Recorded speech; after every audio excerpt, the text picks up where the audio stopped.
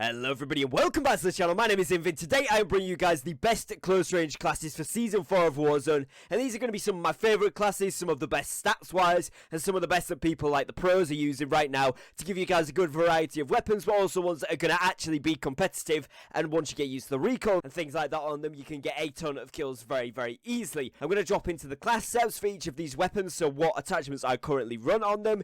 And then we're going to go over some additional attachments that you can run on each weapon along the way. And as always, they will be timestamped down below in the comments and the description if you do want to skip to certain parts, but as always, I really do appreciate anybody that watches the whole way through, as it does help me with the watch time. Other than that, if you are new to the channel, please do drop a subscribe. We're pushing for 2k subs and we're getting very close, so your support will be much appreciated there. And if you do go on to enjoy today's video, find it useful for knowing the classes, then do drop a like on the video down below as well, and let's jump into the first class here. So on screen you guys can see the class that I am currently using for the Mac 10 in Warzone Season 4, and this thing is an absolute beast. It's still got the insane movement speed, which is what we all know and love about the Mac 10. It works super well on Verdansk for being able to push buildings, being able to strafe out of gunfight situations, and basically just being able to maneuver around the map really well. But it also works really well on Rebirth Island, where again it's a lot more close quarters fights, so that movement speed really comes in handy, and the ability to break cameras and slide cancel past people is a lot more succinct. You need to be doing it more often, and this is where the Mac 10 really shines through.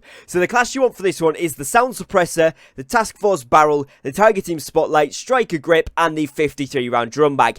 This gives you kind of like the most bullet velocity, the most damage range, whilst keeping it snappy and quick. It also gives you a lot of movement potential with the Targeting Spotlight there, obviously movement speed and then walking move speed, so you can strafe around a little bit. Striker Grip there gives you more movement speed and hip fire accuracy, so you're able to jump around a bit more, and if you need to hit fire rather than ADSing in some situations, you're going to be better off for having that grip on. And obviously you just want the most amount of ammo that you can possibly get there, and the standard 53 round drum affects your ADS the least for giving you the most amount of ammo, so it's good for that weapon there. Now moving on to the second one that I've got here, it's the LC10. Now a lot of people have been kind of going away from the LC10, moving towards the Mac 10, moving towards the MP5, but this thing is still really good, particularly on Verdansk. So the class setup for this one is the Agency Suppressor, Task Force Barrel, Raider Stock, Field Agent Grip, and the Stanag 55 round mag. Now this gives you, again, the Agency Suppressor gives you that little bit of extra range, because this is actually more used as a short to mid-range SMG, so anywhere from sort of 30 to 50 meters, this thing really shines through. Raider Stock gives you that mobility there, Field Agent Grip reduces the recoil that we get there, and overall this is a generally very good SMG. Now it's great on Verdansk because it means that you don't need to switch weapons to that AR or that longer ranged LMG build, sniper, whatever you've got on there. You can actually stick with the SMG up to around 60-70 meters and still get the kill, which is really good from an SMG. And then you can also use this really well up close because it's fast, it's snappy with this build, it's got a lot of movement. It's not going to compete with the Mac 10, but the accuracy that it has is going to beat the Mac 10. So if you are able to hit those shots, you're going to be getting a very similar TTK. So it's going to come down to who can actually hit the shots better. So it's a very competitive weapon. On Rebirth Island, it works super well because most of the distances that you have a gunfight at, bar kind of like a couple of the long range ones where you'll need a Axle 3x scope on an AR, or a sniper rifle, or an LMG with an Axle 3x on, something like that. This thing is going to be able to cover majority, 95% I would say, of the gunfights that you have on Rebirth.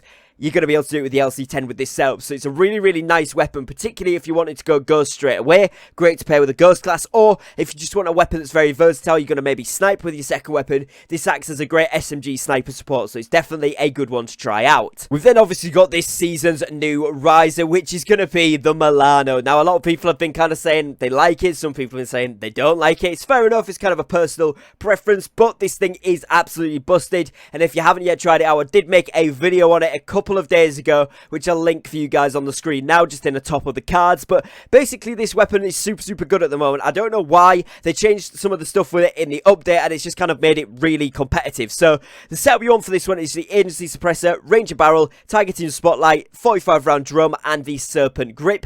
Keeps it a close, quick, snappy class where you're able to jump around. So rate of fire is a little bit slow, but the damage is a lot higher than a lot of the other SMGs, so it gives it that competitive edge. And also with the movement you get from this particular setup, again, it can compete with things like the Mac 10, and it's really good on Rebirth, especially for being able to jump around. But you can also use this at medium range very easily. 110 meters is no problem for the Milano, providing you can see them. You will have seen a lot of builds where people are using the Axle 3x on it. it works. It's actually really, really good. So go ahead and throw on whichever ones you want to. Attachments wise, you could swap out the targeting for an Axle 3 times if you want. Maybe put on a different barrel if you're going for a longer range build. But generally, anything short to medium range, this gun's got you covered. So it's definitely worth trying out if you've been sleeping on it so far. Now then, we've also got the MP5, the Cold War MP5. This thing is an absolute beamer. You want sound suppressor, Tiger Team Spotlight, Raider stock, Bruiser grip, and Stanag 50 round drum. Gives you the snappy, quick ADS time whilst also remaining silent off the map, but also getting bullet velocity and a bit of damage range off that as well. Tiger Team Spotlight for that movement ability. Raider stock there just gives you that ADS fire and move speed and aim walking move speed, so again more maneuverability with this weapon, but also sprint to fire, so you're going to be able to pull the weapon up quicker, which is nice. Bruiser grip then back to the same reason as we had with the Mac 10. We've got movement speed, which means you can break cameras easier, and you've got hip fire accuracy, which is golden for when you do need to be up close. And this actually brings the hip fire kind of in line with the Cold War MP5, which is kind of one of the main reasons people use this. If you use the Bruiser grip, it's pretty good, so try this one out. Definitely worth. Stanag 50 round again for the least ADS with the most ammo, and yeah, this is probably my favourite one, I've got to say. At the moment, I'm seeing myself go to the MP5 a lot. It's a very, very good weapon.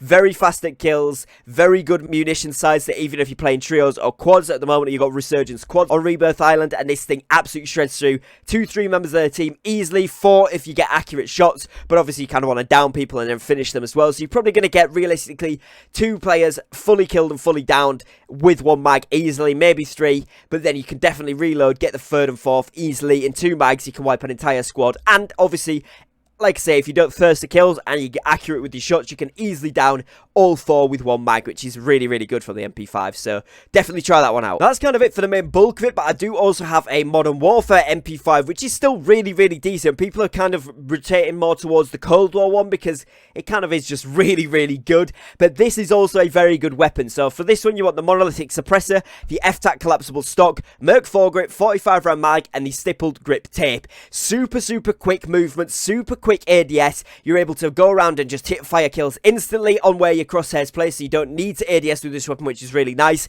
Ton of mobility, ton of versatility to be able to jump around and still be hitting accurate shots with those hip fires, which is super, super nice. And it's kind of like a bonus class if you guys want to try something a little bit different from what's currently, you know, the most popular weapons. Something that's still going to shred and be absolutely amazing in the game. But for Verdansk and Rebirth, this has got your back. So try this one out and let me know what you think. So that's going to cover it for today's classes. I hope you guys have found these close SMG style classes useful. If you want to see some of my AR hybrid classes, let me know in the comments. I can do a video on that, as well as I'm going to be doing a video on the long range classes and medium range classes coming up, so you guys can see some of my sniper setups, some of my AR setups, and again some of those hybrid AR to long range AR and like kind of medium range guns as well in there. So it should be exciting. Make sure you subscribe to the channel for that one so you don't miss out on those videos. Other than that, as always, thank you very much for watching. Don't forget to drop a like, and as always, take care and peace.